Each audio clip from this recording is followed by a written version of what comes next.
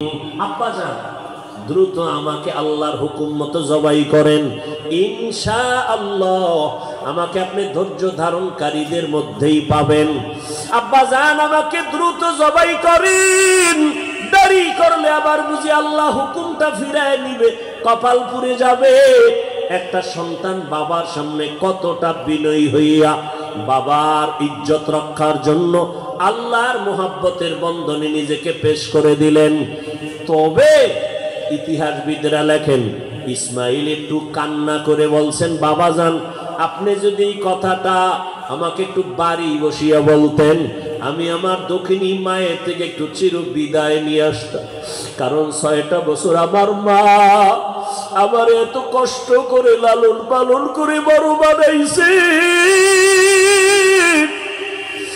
এই 6টা বছর পানি নাই, খানা নাই, আপনিও এসে দেখেন নাই। আমার মা আমার মুখে জিহ্বা দিয়ে আমার পেটের ক্ষুধা নিবারণ করেছে। আমার মা পাগলনির মতো দৌড়াদৌড়ি করেছে। ও আব্বাজান, বাড়ির মধ্যে বসে যদি বলতেন আমি একটু মায়ের থেকে বিদায় নিয়ে আসতাম। পারি নাই, দুঃখ নাই বাবা, আমাকে এখানে জবাই করিয়া আমার রক্তমাখা পোশাকটা মায়ের কাছে নিয়ে যাবেন।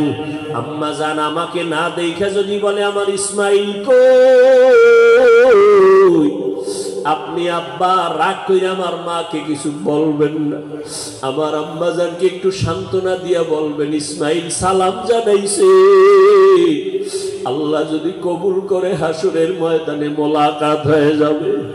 আব্বাজান আর আপনার কাছে দাবি, আমাকে জবাই করার আগে আপনি আমার হাত পাও রশি দিয়ে বাঁধেন।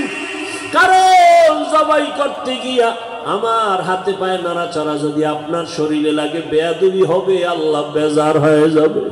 আব্বাজান আপনি কাপড় দিয়ে আপনার চক্ষু দুইটা বেঁধে নেন। কারণ জবাই করার সময়, ছুরি চালানোর সময় আমার চেহারায় যদি আপনার নজর লাগে, মায়ার কারণে আপনি জবাই করতে পারবেন না, আল্লাহ বেজার হয়ে যাবে। আব্বাজান আমি শুইয়া পড়লাম, তাড়াতাড়ি আমার গলায় ছুরি চালান। ইব্রাহিম নবী ইসমাইলের শোয়াইয়া যখন ছুরিটা চালাইতে চায়, আমার মাওলার কুদরতি অন্তরে এত মায়া, আমার আল্লাহ ডাক দিয়ে কয় রে ছুরি, আমার ইসমাইলের একটা পশমের ক্ষতিও যেন তোমার দ্বারা না হয়। আল্লাহর হুকুমে ছুরি কোনো কার্যকারিতা করে না, একটা পশমও কাটে না। ইব্রাহিম নবী এবার পাথরের উপরে আঘাত করলেন, ছুরি দিয়া পাথরটা আলাদা হয়ে গেল। ইসমাইলের ডাক দিয়ে কয় বাবা এইবার ফাইনাল রেডি হও, তোমার জবাই করার সময় রক্ত আমার হাতে না লাগা পর্যন্ত ছুরি চালাইতেই থাকবো, না হয় আমি ছুরি চালানো বন্ধ করব না। এবার ইসমাইলকে শেষবারের মতো শোয়াইয়া ছুরি যখন চালাবে, রক্ত হাতে না লাগা পর্যন্ত ছুরি চালানো বন্ধ করবে না বলিয়া ইব্রাহিম নবী নিয়ত করে ফেললেন। ইসমাইলকে শোয়াইয়া দিলেন, আর যখন ছুরি চালাবে আল্লাহ পাক রব্বুল আলামিনের কুদরতি অন্তরে এত মায়া, জিবরাইলের ডাক দিয়া কয় জিবরাইল, আমার ইব্রাহিমের ওয়াদা এমন ত্যাগ আর নিয়ত যে রক্ত না লাগা পর্যন্ত ছুরি চালানো বন্ধ করবে না। আমি তো ইসমাইলের জবাই চাই না, আমি চাই আমার হুকুমের জন্য কতটুকু তারা ত্যাগ স্বীকার করলো। আমার মোহাব্বতের পরীক্ষা চাইছি, আমি ইসমাইলের জবাই চাই নাই। আমার হুকুম মতো প্রশ্ন ছাড়া যখন তারা দুজনে রেডি হয়ে গেল, আমার পরীক্ষা হয়ে গেছে, আর লাগবে না। ইসমাইলের জবাই করার আগে, ছুরির নিচে দেওয়ার আগে জান্নাতি একটা দুম্বা নিয়ে যাও।